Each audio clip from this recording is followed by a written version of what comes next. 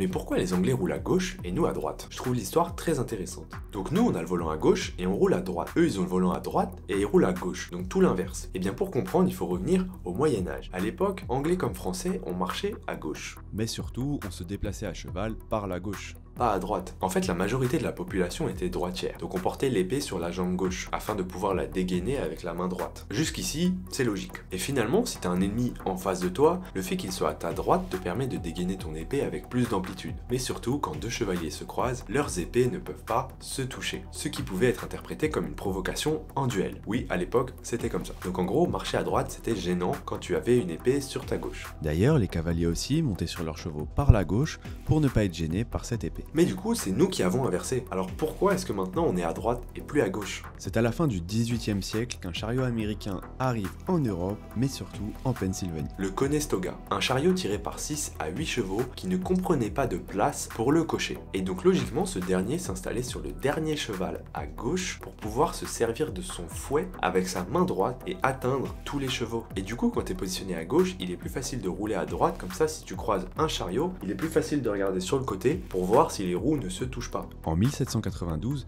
l'État de Pennsylvanie officialisa cette conduite à droite due à ce type de chariot. Et en Europe, on doit surtout la conduite à droite à un certain Napoléon. Lors des batailles, la tradition faisait qu'on attaquait par la gauche. Sauf que, grand stratège comme il est, il entraîna ses hommes à attaquer par la droite pour cet effet de surprise.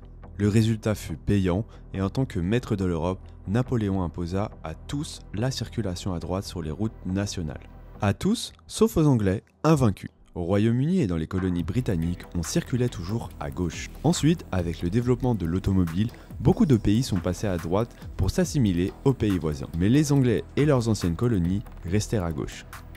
Voilà, et n'oublie pas que si on te demande comment tu sais ça, t'es abonné à Léovic.